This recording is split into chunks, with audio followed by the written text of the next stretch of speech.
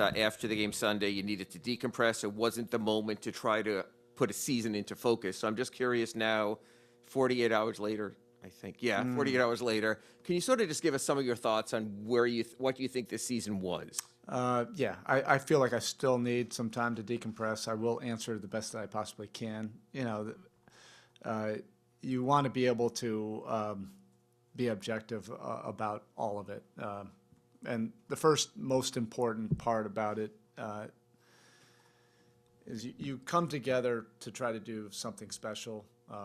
We are all here in that locker room to produce a result. And it's a bottom line business. We did not accomplish the goal that we set out for ourselves. However, with all that said, you also want to create memories. You want to have an enjoyable experience through an arduous, challenging 7 or 8 month season. You don't want to just go through a season and only focus on the bottom line and get to the playoffs and rely on something that is not guaranteed. This is a tough business. It's a tough challenge to be able to compete for an NBA title. It's the toughest thing any of us can try to do collectively in this business. But in terms of the day-to-day, interactions, and it's all of it, the good, the bad, and everything in between, was just a really gratifying and memorable season. I really enjoyed connecting with the guys in the locker room. I enjoyed experiencing the competition together. I enjoyed the handling of adversity, together without excuses, and experiencing things that we didn't anticipate because of the adversity. And we grew and got better because of it. And we became even closer, I think, because of all the adversity. And then along the way, we had a lot of laughs, a lot of joy, a lot of fun, some things that probably on the outside you don't necessarily think of with heat culture, but that is a big part of it. You're going to be around each other, so much. More often, we're going to spend more time around each other and staff members and road trips away from home. You're going to spend more time with this group than we actually do with our real families. And so you want to be able to enjoy those relationships and grow and connect in a deep way. And I think we all did. And that'll go down as a great season to be able to go through it together, even without accomplishing our goal that we set out for ourselves. Eric, obviously your young players always improve during an off season. I was curious how the process will work with the guys in their 20s, Bam, Gabe, Max. Do you sit down with them, you and maybe even Pat, and say, here's where I want you to improve? And an older veteran like Bam, do you ask him, tell me what you'd like to incorporate, and then you okay it? How does that process work? Yeah, that's definitely part of the process. That's not going to happen tomorrow. That won't happen next week. But we'll connect later on this month. And I always connect with the guys and communicate, a plan, for the summer and get their input on how they see things. And it ultimately has to be a collaboration, but there will be an intentional plan at the end of it, where we want to go with that. And that'll be with everybody. I mean, our young guys are going to have,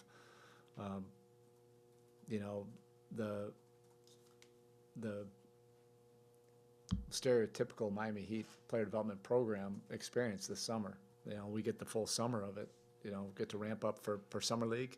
By the time we get to early July, I think that'll be the appropriate time for all of us to look forward to something, and get over this and get past this, and now just really focus on the improvement of the young guys and the excitement of that. We've have so many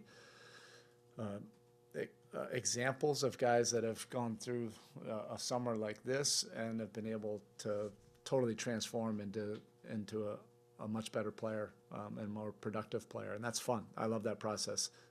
For the mid-vet guys like Gabe and Bam, we'll put together a program for them, and we'll work with them, to put it, to execute it.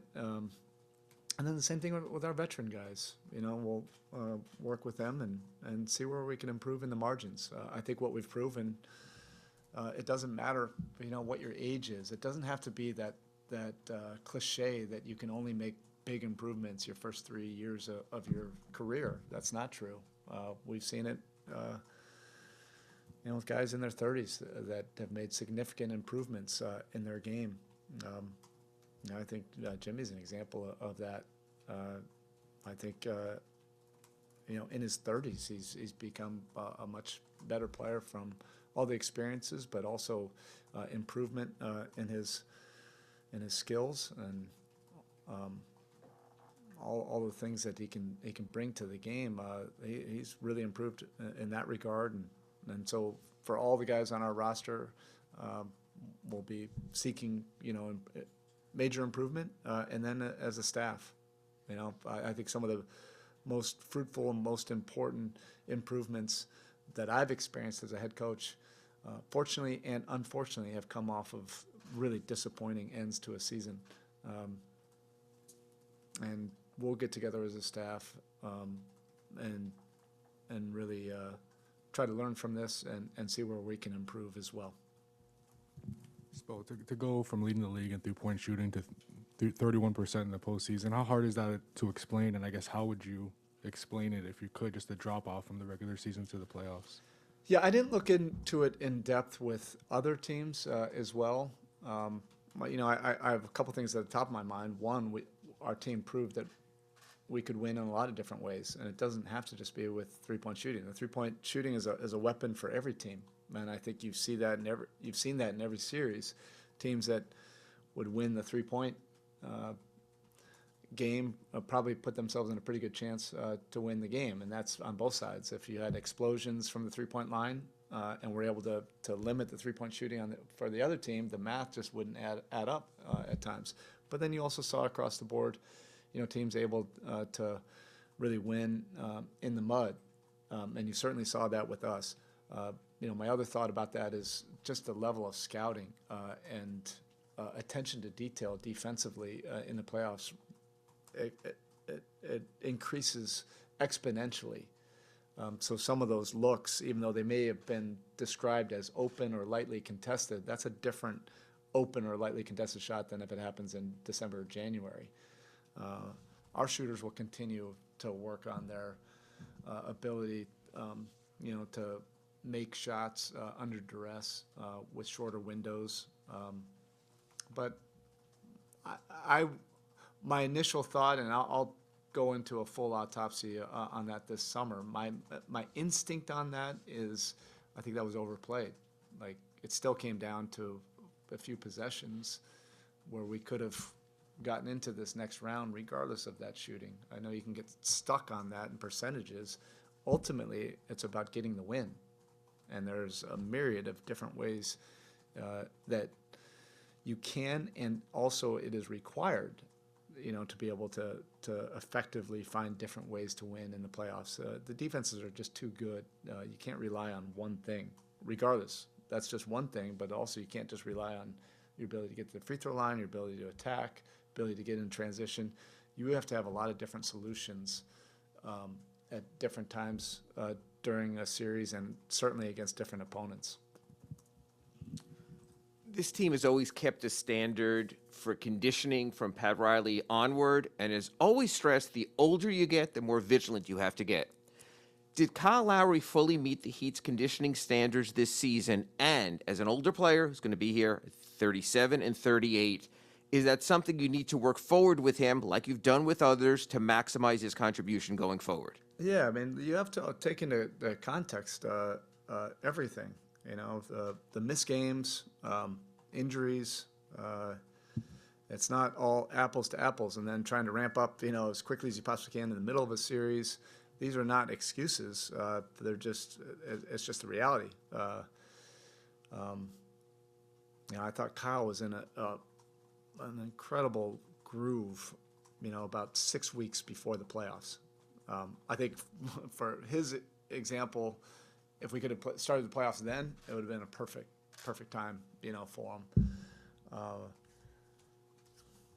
And then, next year, all our vets, the challenge will be how they can each come back, better. Maybe add a couple different things, to the game. I think Kyle will come back next training camp in the best shape of his career. That certainly is important, as you get further along in your career and into your 30s, conditioning and keeping your body, right. That's your ultimate opponent is Father Time. And Kyle understands that, as well as anybody. He trains hard. He really works at it, behind the scenes, and he does that during the season as well. There's a lot of layers to this, and every season isn't apples to apples. There's injuries, but the last three teams that have beaten you all seem to have some similarities defensively. They've all been big. They've all kind of tried to take away your shooters. Are there any takeaways? Is there a through line between the defenses that have beaten you, and are there adjustments you want to make to the offense to try and counter that kind of? Yeah, we'll take a deep dive into that. I would say I wouldn't view Boston and Milwaukee similar. Where you view them as similar is they both have championship quality defenses. They do it in different ways. The size factor, I felt less of that against Boston. It was more their versatility, switchability, guys that could guard multiple different positions, even though they weren't always in that switch scheme. Milwaukee was much more like really, protecting the rim. So it's just different things, but yeah, when I talk about you have to find different solutions, you have to have the versatility of your roster, you have to have a diversity of your menu to be able to find those solutions for whatever the opponent is presenting you. And you're only going to face great defenses by the time you get to the conference finals. Eric, obviously Tyler had a great season, won Sixth Man of the Year, and then had the injury in the playoffs. But he wasn't scoring to the level prior to the injury that he was in the playoffs that he did in the regular season. What do you make of Tyler's postseason as a whole? Yeah, I think it was really important, to go through that. And every great player, has a journey in the playoffs. Everybody has a memory of great players just being immediately great in all these pressure moments, from the get-go. But you look at the history of the game, there always is,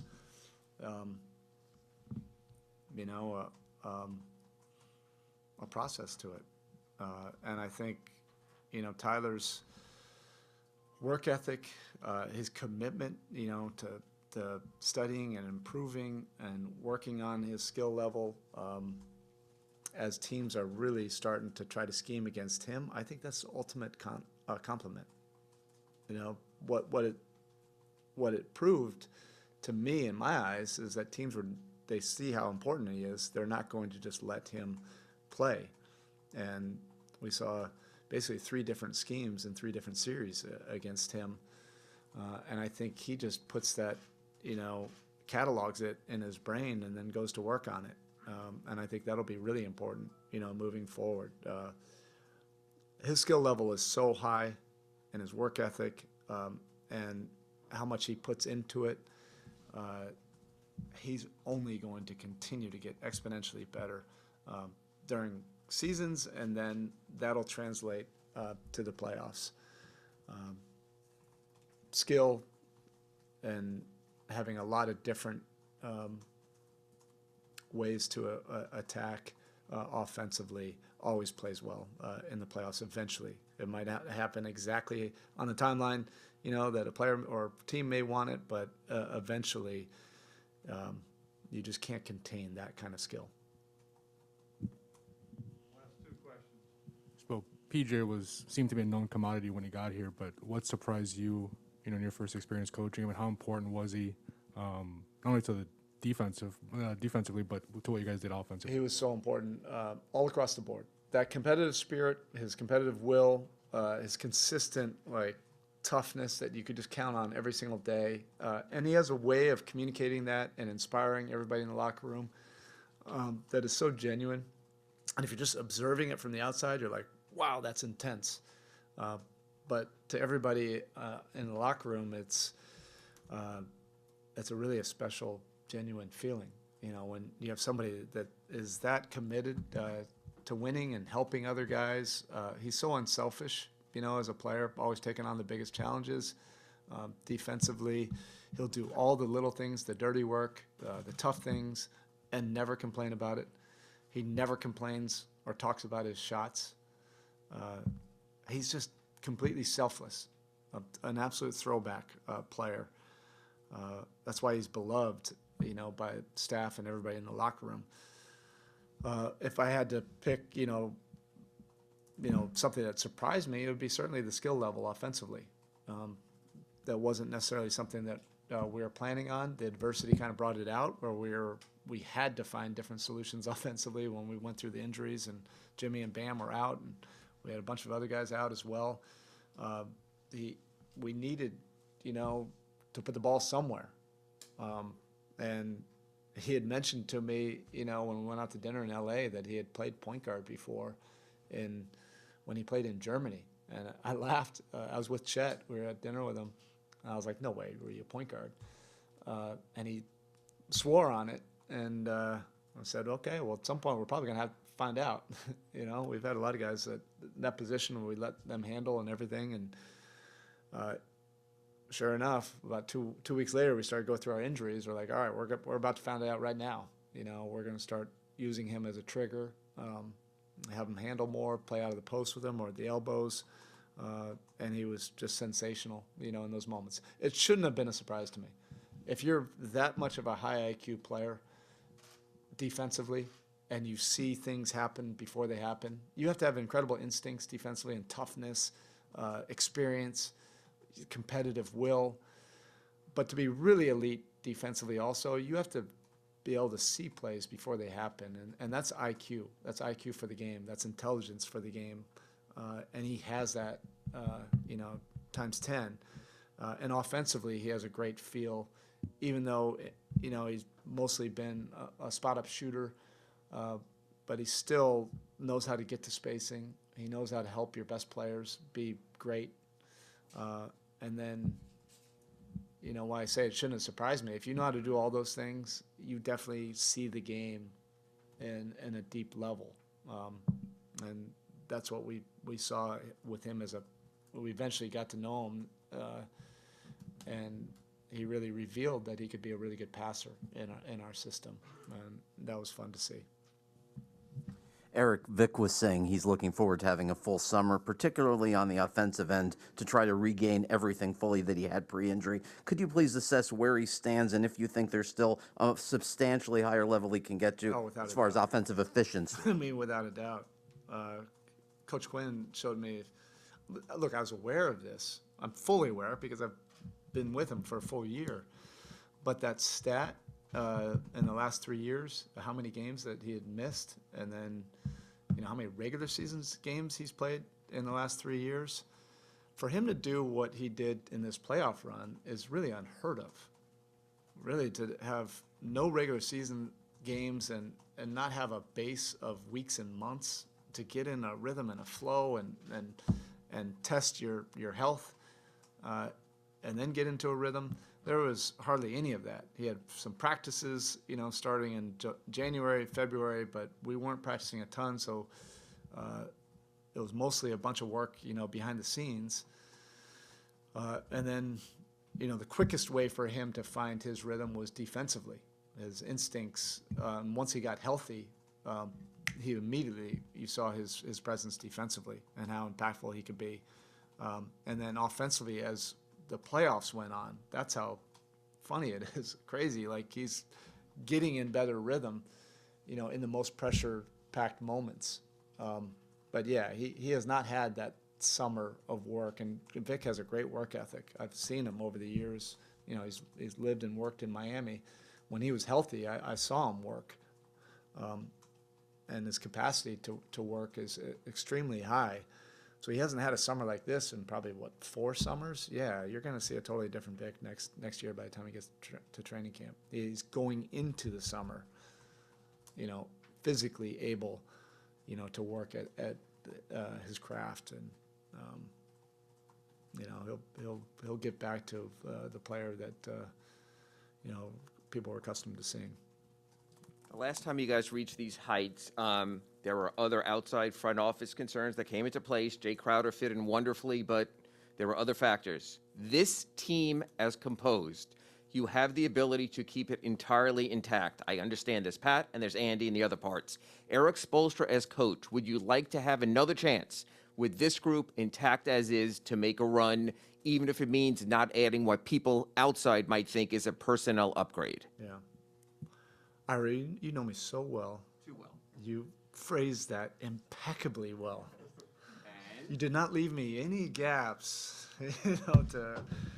it is a Pat thing, but look at the history of how we've done things since Pat and Mickey have created this culture.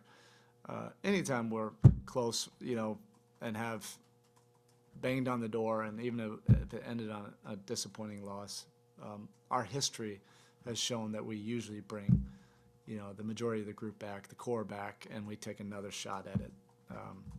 Of course, you're talking 48 hours, and after we had an opportunity, on a make or a miss to potentially get to the next round, yeah, you want to have, a chance to do it again with the same group.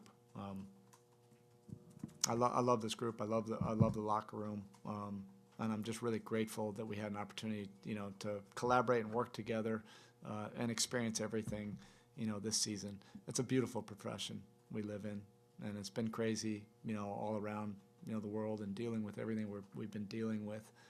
But for us to be able to do what we do and do this together with a bunch of like-minded people, and in terms of how we view competition, man, it doesn't get much better than that. And I'm just, I'm really grateful for this year and this season. It made me better, and I really enjoyed it. I filled out a lot of my journal entries in a positive way from these experiences. All right, Coach, thank you. All right, appreciate all of you. We will see you probably in Summer League, right? All right. You can catch me in a very casual way in Vegas. All right. Maybe we all can get out for a coffee or a beverage or something. All right. Appreciate you guys. Thanks so much, Eric. Good to have you here. Will we have you here again on a player roster capacity next season, Udonis? I probably could have asked that question for you. Like, it's no surprise that was going to be the first question. As usual, I have not recovered from, obviously, the loss to Boston. So, as usual, I'll take my time, sit down with the family, Pat, Mickey, and talk about, what's next and where it goes. That said, do you want to come back as of now as you go into that conversation? Right now, coming off 48 hours later, do you want to, at this moment, come back? I want to be playing right now. I can get what I want. I want to still be playing. So I'm not getting what I want in the moment. So right now it's time to take a mental break and then figure that out after that.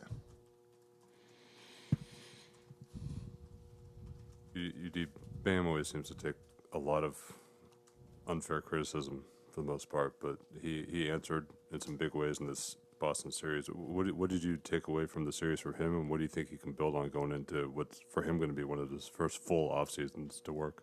That he's capable. I think, a lot of people question, was he capable?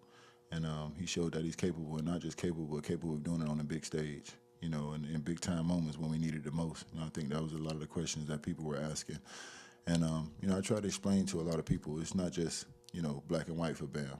A lot of times when you have a guy who hands the ball off or who creates triggers, he's just a roll to the basket guy. He doesn't have any other skill set. Bam is a guy who creates triggers, rolls to the basket, but he also has a very high skill set and has to do a lot of different things for us offensively and defensively. So it's not just as easy as saying, go out there and go for yours, Bam. If it was that easy, I think he would get it. But when you have to balance that with getting guys involved and rolling to the basket to create triggers to get other guys shot and making sure that you be able to get your shot and get yourself involved, it becomes a little confusing sometimes, for a young basketball player. I think that was the toughest thing for Bam to, recognize those moments and take advantage of it and attack them. Obviously, Tyler had a great regular season, but what do you think he learned from this postseason when teams were throwing different coverages at him, trapping him to take the ball out of his hands? What do you think he could take away from this playoff experience? I think he's understood that it was going to be a different approach going into the playoffs. I think that was a conversation that I had with him, that, teams are going to focus on a lot of different things, and you would be one of them. I remember back in the playoff series when we were playing against OKC, and, the focus was, on, Westbrook and Kevin Durant. And the main focus that we had as a team was stopping James Harden, coming off the bench and the impact that he had off the bench. So I can see a team coming into a series against us really having an impact of focusing and taking Tyler out of a series offensively. And I had that conversation with him, so he was prepared for that. But unfortunately, he had his injury. But coming into a series or any kind of game, I will express to Tyler, and I think Tyler understands that he can help us win basketball games in more ways than just scoring the basketball. He's improved with his passing. He's getting better with his defense and understanding, being in the right place at the right time. But these are all things that he's just got to continue to work on. There are things that you already knew before the season, like how good Tyler would be. I remember talking about that with you. There are things that we collectively as a media group learned this season, like Strus, Vincent, are contributing good NBA rotation players. Can you give me a couple examples, UD, of things that you learned specifically about this roster or individual players that impressed you over the course of the last 9 months? I think the only person who was impressed was the people on TV. I wasn't impressed at all, and I believe in hard work. I believe in my guys. And that's just the conversation that I was having, about a lot of different things. It was never personal about, Draymond or anything like that, just to touch on that. It was more so, I just want my guys to have the respect that they deserve. I understand that there's a lot of undrafted guys on this team. I understand that, we might not have the guys that might score 60 or 70 points, but we got guys that come in every day, work their ass off, great teammates, and really focus on the right things and kind of try to contribute to winning. Regardless of whether people understand that or not, it shouldn't be disrespected or overlooked by anybody. And for me, I'm always going to speak up for my guys, and my guys bust their ass every day. The Max Struses and the Duncans and the Calebs and all these guys that are undrafted that people just don't know their names. I'm happy that those guys got to step out on this huge stage and people got to see them play the way they were capable of playing and see why we made it to where we are. I'm not embarrassed and I have no complaints. I'm actually proud of my guys. You just mentioned that you're still not over the loss from the weekend, and the cameras caught you very visibly frustrated after the final buzzer there. What specifically was so frustrating about the loss and the way the season turned out for you guys? I mean, you just want it for your guys. Like I said, I see how these guys work. I see the body of work that they put in, when people aren't here. These guys really start their work two months before training camp. These guys are in here working. I'm old, so I'm not here that early. But our young guys are here. You know what I'm saying? They're here every day, punching the clock, putting in that work. It's no coincidence the results you see.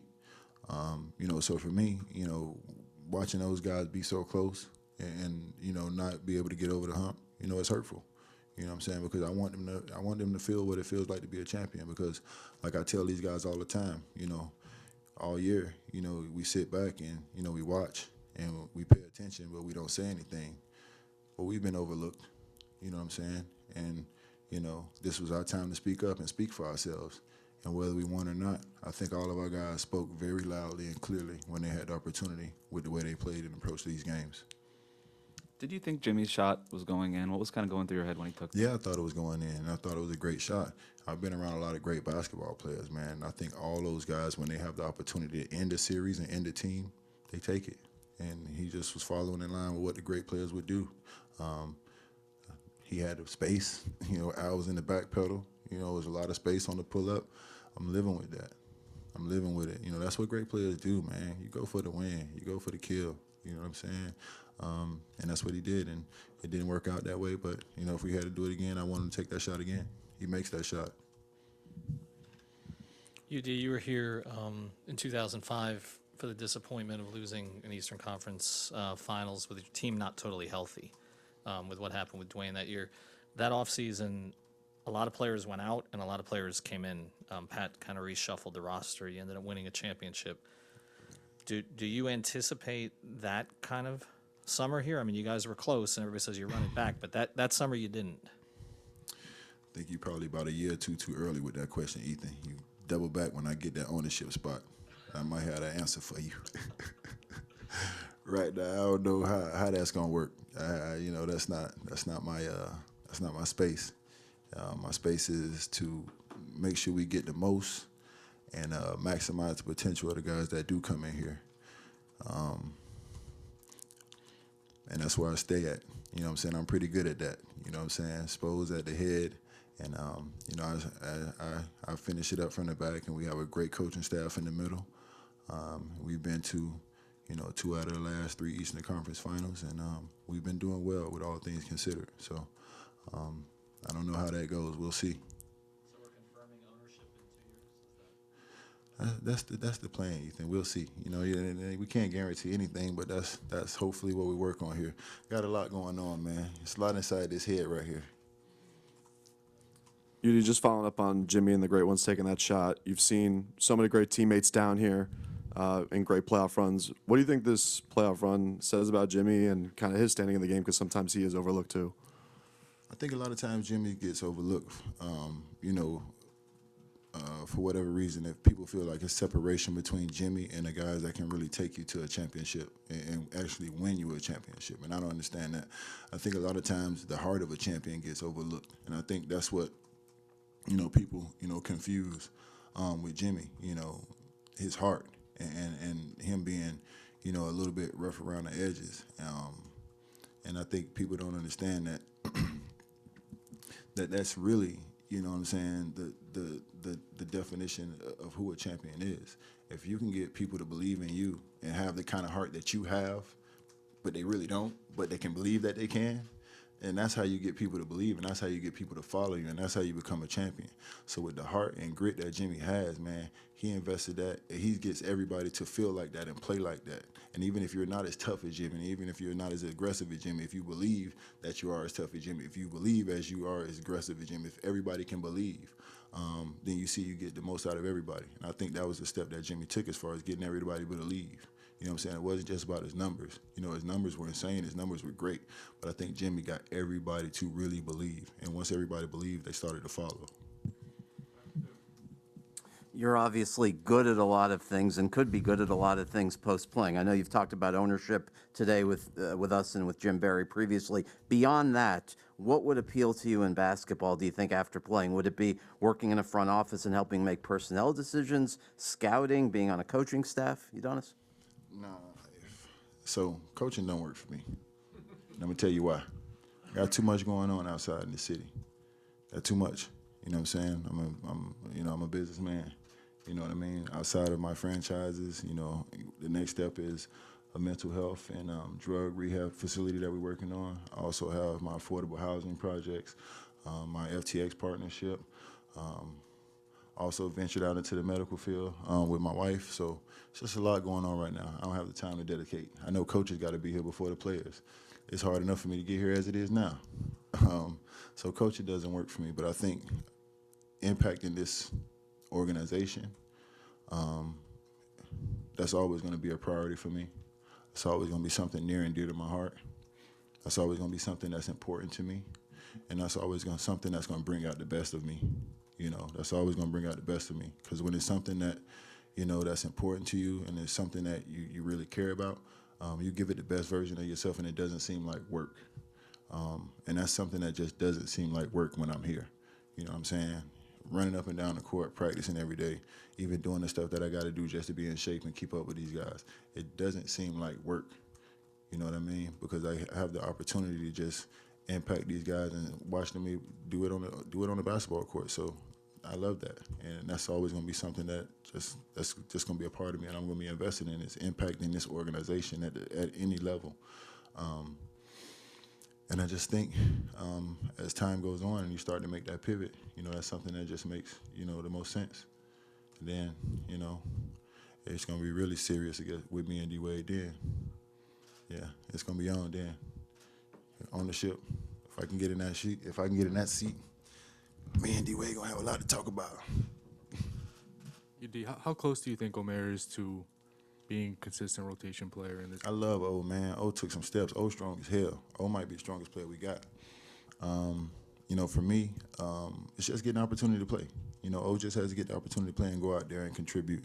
We got a lot of guys that, didn't get the chance to go out there and play. But the one thing we did have was guys that when they got their opportunity, number was called, they stepped up and they contributed. And I think that's what O did time and time again. And he proved that he's reliable, he's capable, and if he gets, if he gets consistent minutes, that he can be a consistent basketball player for us. I think he's only going to get better. I don't think people even seen the scratch the surface of his skill level. We use him as a road to the basket big, but he can also step away, stretch the floor, and shoot the three a little bit, and do things like that. Just looking at the job PJ did this season as a leader, Spo was just saying that he was surprised about his offensive game. Was anything surprising about the job he did, and just how impactful was he this season as a leader? Man, I was surprised at just how hard and how consistent and just how, tough PJ is. You know what I'm saying? I mean, there's very few guys that I feel like, approach the game every night the way I did. You know what I'm saying? And PJ just happened to be one of them. You know what I'm saying? So I was just thankful to have a guy like PJ on our team. You know what I'm saying? I'm watching this guy go out every night and burn the candle from both ends and give you everything he got. Like, he ain't leaving nothing, you know what I'm saying, when the clock hit, zeros. And that's admirable, you know what I'm saying? Through rain, sleet, snow, bumped up, bruised, PJ was going to give you, everything he had 7 days a week and twice on Sunday. So I'm thankful for a guy like PJ. Guys like PJ are overlooked, and, he's a warrior, and we appreciate a guy like PJ. Great team player. Always positive, hold guys accountable, defensive first type guy. And you got a little offense, like Spo said, you got a little game to him offensively with his trickery, his fake handoffs, his floater, different things like that. Thanks, UD. Thank you.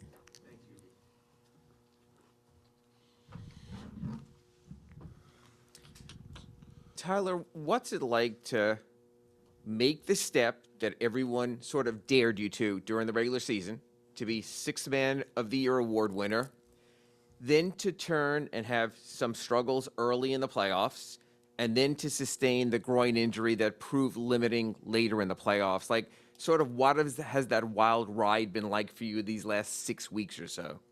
Well, I mean, first of all, the season was, good or great, as far as the experiences, the memories, everything that, happened.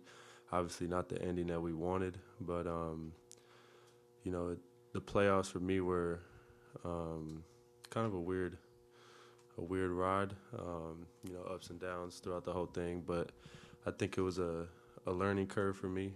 I think people forget I just turned 22, and it is still, only my third playoffs. And, as I made a jump this year, I continue to get better. And, I think throughout my career there's going to be, well, especially early on throughout my career, there's going to be small, setbacks where I learn. It motivates me, it gets me better, and teaches me what I need to work on, to get better. And next time I'm in that situation, I'll be more prepared and better. Have you already made your plans of what you want to work on in the off season, what you want to prioritize, how that's going to work for you? No, I haven't. I haven't even thought about what I want to do this summer. I just know I need to get stronger, stronger than I was, and I think that takes care of a lot of things. Tyler, it might be hard to remember 2 years ago, but clearly defenses were more keyed in on you, and I'm curious as to, from your perspective, how did that defensive attention materialize through this postseason run? Throughout each series, I feel like I saw a different coverage each series. feel like teams they prior how you say that word? There we go. Yeah, they did that a little bit more this playoffs. But I think throughout the season, I was the second leading scorer, and they made me a focus. And like I said, it was a learning point and learning curve for me to be able to go through different coverages, different defenders guarding me, how they're guarding me, and it's all a process. Tyler, the growing injury, is that something that you had before, kind of tweaking it in Boston, or was it did that just come up in that game? I mean, it was, lingering a little bit throughout the playoffs, but nothing crazy. It was just a sore groin at one point, and then Game 3 is when I tweaked it a little bit more, and that's when I really couldn't play through it. Tyler, you're eligible for contract extension this summer. How important is it for you to get that done? I'm not sure yet, honestly, what's going to happen. We'll see what happens this summer. My agent will talk to who he needs to talk to, and we'll see what happens. Tyler, you accepted the bench role this year, and you made the best of it, obviously. You ended up winning Sixth Man of the Year. Is it a priority for you this offseason to become a full-time starter for this team next year? Yeah, for sure. In some way, I would like to start. I think it's my 4th year, so I think I've earned it, and we'll see what happens. Tyler, back to the groin injury and working your way back to that Game 7. Is it something that you thought if you guys would have advanced, you would have been able to get better? Like, what was the whole process like in just trying to get back on the court for that final game? Yeah, going into Game 7, I was kind of on the fence whether I should play or not, and I felt like I was healthy enough to play, and me and Spo had a good conversation, and he just felt like it was all hands on deck, and whether I was gonna play or not, it kind of just depended on how the game was going. But we liked the way that my groin was progressing, and we thought we would get Game 7, and I'd be close to 100% for Game 1 of the finals. So just unfortunate, the way the season ended, but I thought I'd be ready to go for Game 1. Anything else? Just one more thing. You said that your goal was to get stronger. You did that last offseason, and I know you put a lot of work into your lower body and your legs. Is it the idea to kind of go more upper body this year, or do you want to continue along the line of what you did last offseason? I would say a little bit of both. I think my biggest thing was, I was able to add strength, but then as the season went on, I was losing muscle, losing weight because of how much games we play and everything like that. So I think, my big thing this year is adding the strength and then figuring out a way during the season that I can keep that muscle and sustain it throughout a whole 82-game season. All right, Tyler, thank you. Appreciate it.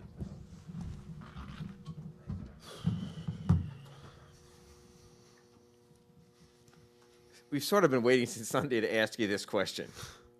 I already know what that is. Did Max Strus step on the line? Did Max Strus think there was any chance he stepped on the line? Did Max Strus go back and look at the video and become convinced he stepped on the line? And lastly, my 4-part question, Your Honor, when Max Strus heard the announcement in the arena that his shot not only wasn't taken from a 3 to a 2, but to a nothing, can you just take us through that whole wildness? Thank you. Yeah.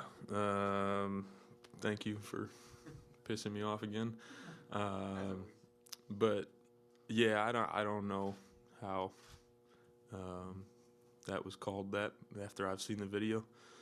Kind of, they say they have that rule to take the human error out of the game, and then the human error makes an error on the video. So I don't know, but hopefully I don't get fined.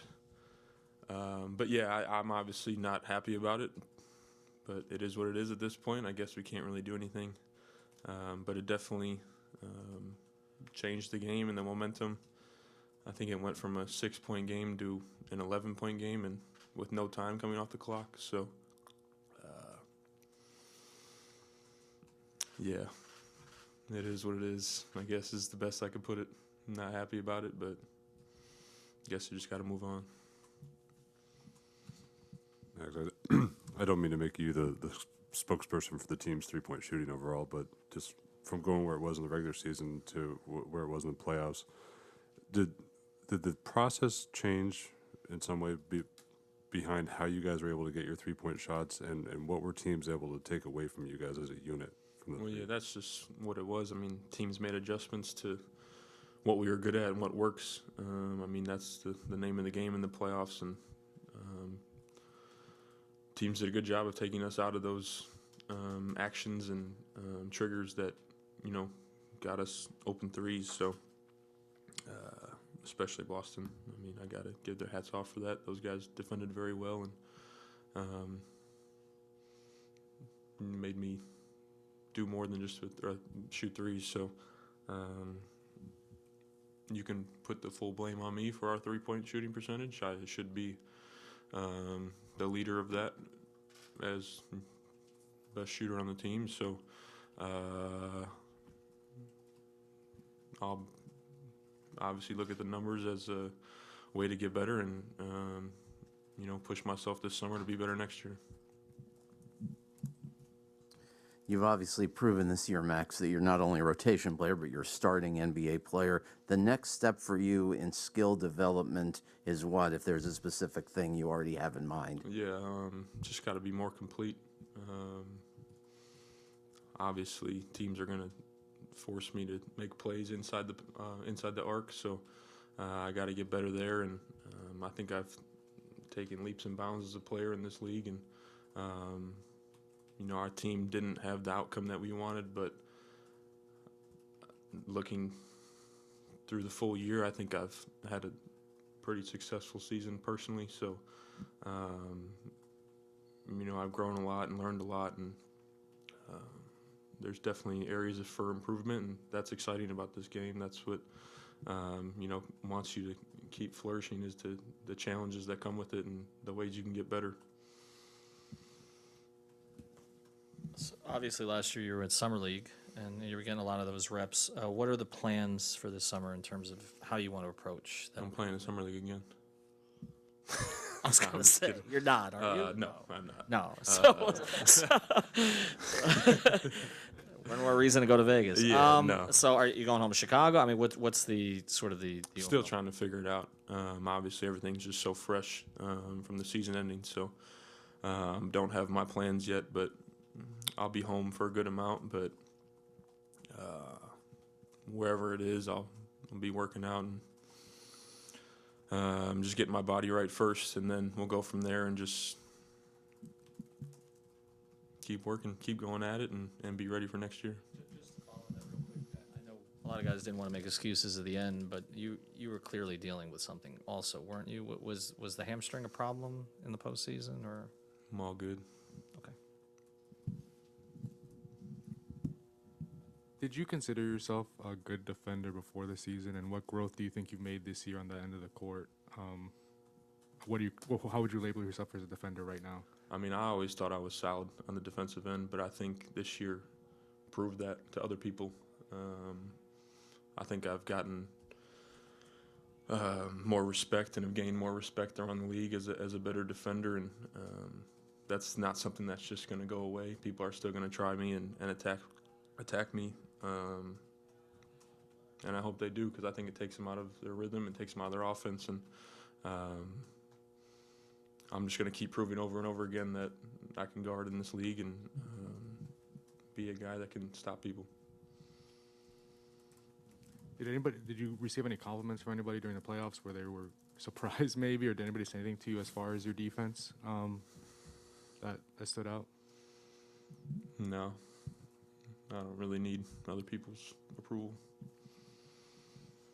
Just to follow up about the playoffs, even when the shots weren't falling, teams were keying in on you and trying to take you away, and that was giving guys like Jimmy and Bam spacing to attack one-on-one a lot of times, or at least get in the paint. Is that sort of half the battle, is you're doing your job just by being on the court, and throughout your performance this season, you've earned the respect of other teams to defend you that way? Yeah. No, it is. I mean, when you look at it, the starting lineup, I mean, they put one of their better defenders on me, so I got to, personally, that's should be an achievement in itself. That coming from where I've came from this season to be in the playoffs and have to start the series. I mean, Marcus Smart was guarding me, who's the defensive player of the year. So that's got to say something in itself that I did somewhat of a good job this year. So. I think obviously the spacing is huge for us and what we do, and huge for Jimmy and how he gets in the paint. So I think that definitely is a huge help. But I got to figure out other ways to be more helpful, and we all got to figure out ways to do that and then be better next year. All right, Max, thank you. Thank you. You're good at it. Gabe, you have always spoken about the greater good, giving in for the team. You play a lot. You might not play at all some games, all part of the process. But players also reach a point in their career where they feel they've sort of gone through that, and they would also like to play. Are you at a point now where the goal, the hope, or I don't want to say demand, but something along those lines is a rotation role going forward based on what you have achieved this season? Well, first off, I think every player, even the greater good or not, wants to play. And I think I've shown I can be a rotational player in this league. And so obviously, yes, I would love to play every game as much as I would like to play, but that's not always necessarily how the game goes. And looking forward to next season. Gabe, you've grown in so many areas. Where do you think you're proudest of individually in your growth this year? We saw the defense last year. Is it playmaking? Is it getting the knee brace off and getting your shot back to where it was? What specific area? Probably the playmaking. I think the shot was something I never really worried too much about. I've been doing it my whole life, and eventually the numbers are going to balance themselves out. And but playmaking on that side of the ball, and being more of a point guard and showing I can truly be a point guard in this league. That was a really fun challenge and experience for me. So Spo's talked about how they had to turn you in from a scorer into a 3-and-D guy. You had to find your shot, like you were just talking about. You had to, advance your playmaking. Do you feel like you've found your role? You've kind of figured out who you are as a basketball player in this league? Yeah, it's been interesting. I've worn a lot of hats this year, say it that way, and so determining which hat is my best hat to wear. That can be, depends on who you ask, I guess. But it's been fun, and I'd like to be valuable and be on the court as much as possible. So if that requires wearing different hats, then I'll wear whatever hat it takes to be on the court. So. And Gabe, just kind of piggybacking off of that, I think it was during the series with Philly where people started to learn Gabe Vincent's name kind of across the country. So going into the off season, where does your confidence sit knowing that people are talking about Gabe and the contributions you made to this team this year? Yeah, I mean, for me, it's, I think, similar to a lot of our guys. We look at it all of how I could have done more and what more I could have done. And to me, I just see it as a whole lot of room for improvement and a lot of work to do. So I'm looking forward to the offseason. I'm looking forward to the grind and getting back in the lab and trying to come back next year with something different. Obviously, last offseason, you had the Olympics, and then you were part of Summer League. How will this offseason be different, I guess, in that regard? And It might be a real offseason to begin with. I haven't really stopped playing basketball in 12 months. So, what specific areas of your game, off the top of your head, do you kind of want to work on this summer going into next year? Yeah, I think, I think we've seen a little bit this year at the mid-range isn't dead. I think playing in the pocket of that pick and roll, that shot's available for me a lot. So, being consistent, be able to score that ball within that pocket, I think that'd be helpful. Obviously, being more consistent of a shooter. Big reason of why I got here is because of my shot, and the more consistent I can be with that, obviously the greater impact I can have on that side of the ball and continue to grow as a point guard as well. You obviously earned so much respect in the league with how you played this year. Leaving the court, was there anything that Doc Rivers, McMillan, Udoka, or any of the players on Atlanta, Philly, Boston said to you that was meaningful? I think we just, as a team, we played so hard and competed so hard, and we didn't really shy away from anything. That a lot of the comments revolved around that. Way to compete, way to play hard, and it was just a lot of respect. At the end of the day, we go out there, we play the game hard, and win, lose, draw, we just leave it out there.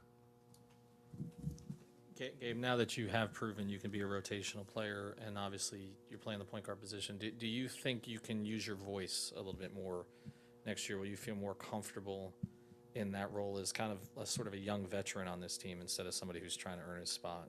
Absolutely. Absolutely. I don't think I was ever shy to use my voice.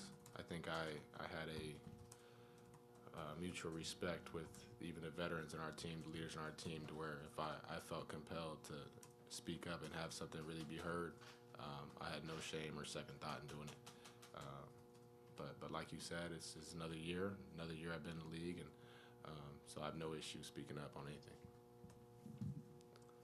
With these being your first, real consistent postseason minutes, how was the postseason game different?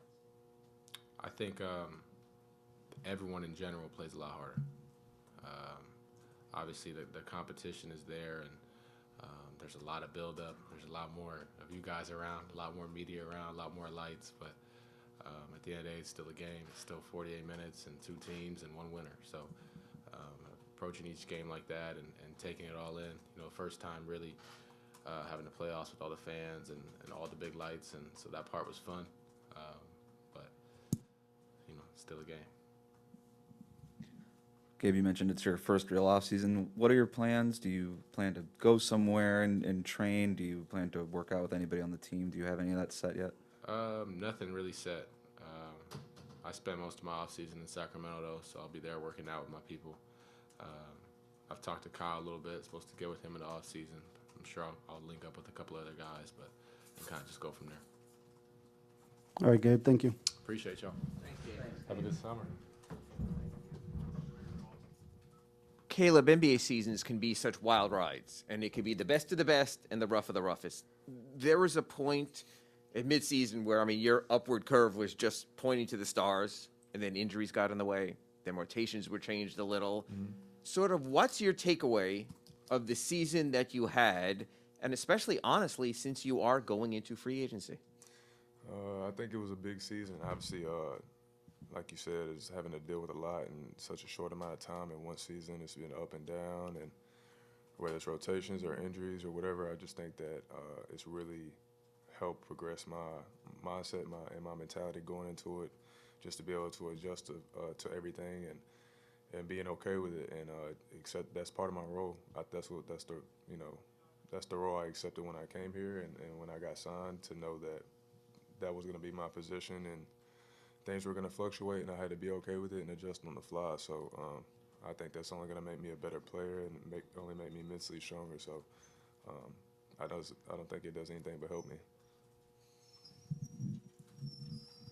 From last summer where, you didn't know if you were going to get picked up, you didn't know if you were going to get signed, and you come here and things overall went really well. Do you feel like you've kind of figured out not only what your game is and what your role is, but in some ways your place in the league this year? I definitely think so. I think it just shed light on it, man. I think it's tip of the iceberg type of thing with me, where I feel like I could be one of those guys that fluctuates, where it's kind of whatever a team needs from me. If you need a guy to come off the bench and bring energy and do that stuff, I can do that. I feel like I can step in and start. Like, it doesn't matter what the role or what a team needs from me. I feel like I can fill that void. And obviously, like you said, it's just, I think my game expanded shooting wise, being more efficient and being more consistent, and still learning how to do that year in and year out. And I just think that I took big steps, and I think I'm only going to take even larger steps after this going forward. So, Caleb, with how you played this year, obviously there's going to be a market for you in free agency. It's possible for two things to be true. You can want to return here, but you can also be curious to see what you can get on the open market. Is that the case for you, where both of those things are true? Obviously, being open-minded, but I want to be here. You know what I mean? I've got better here, and I believe I'll get better here. Obviously, I want the situation I just want a great situation no matter what. But I just think that how close I've gotten with the guys and the people here, and how much better and more confident I've been here. And I feel like my team and my staff believes in me and believes that I'm going to get better here. So obviously, being open-minded is going to free agency.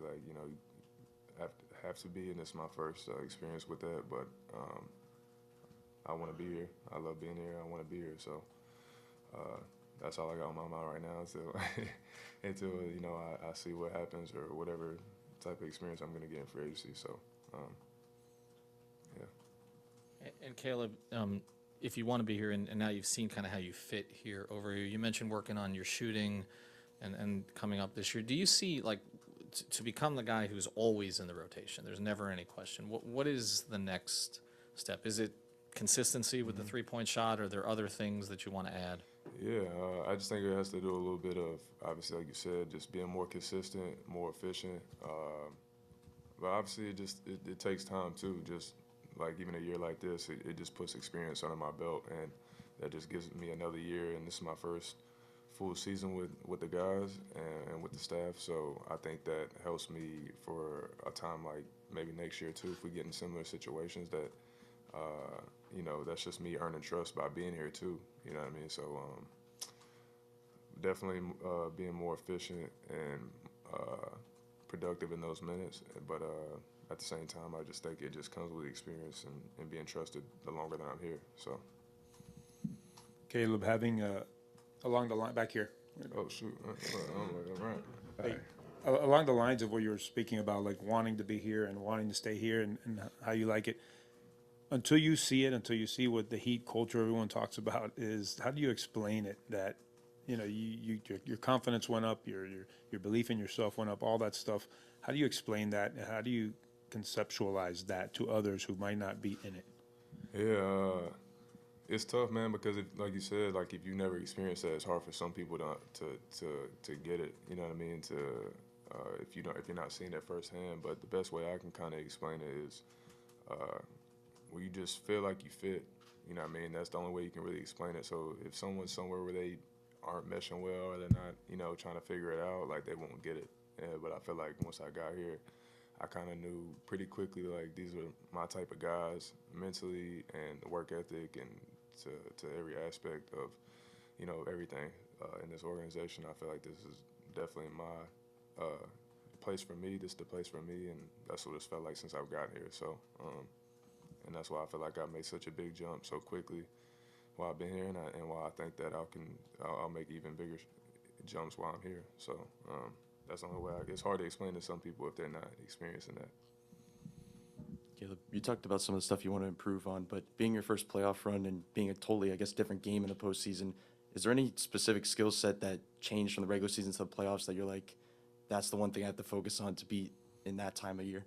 Yeah, obviously I think that the game slowed down a little bit, but you know, that's why it's so important for a guy like PJ and the role he plays, where he's kind of a tweener, someone like me, I'm in a similar role as him, and just learning how to tweak your game to adjust to whoever you're playing. You know what I mean? So it slowed down a little bit, so to be able to be a playmaker in the way he playmakes, whether it's being a screener or a roller, and being a playmaker off the roll, or popping, more like kind of playing like a big, but even though I'm a guard, you know what I mean, or a wing or whatever. So just to be able to, I just think that versatility is huge in the playoffs. That's why you see guys like Draymond is so effective, you know what I mean, and he's so, you know, he makes their team go, and he's guys, besides obviously them having a lot of great shooters, but he playmakes, and he plays kind of like that big position, but he can guard multiple positions, and he can play make while he's being guarded by big. So just to be able to kind of take something like that away from and maybe implement that here like PJ does is, you know, something, another step I'll be able to take to expand my game. All right, Caleb, thank you. Appreciate y'all. No problem.